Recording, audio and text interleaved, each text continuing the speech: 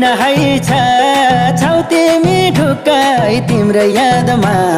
भिजेछु नेत्रोकै तालको पानी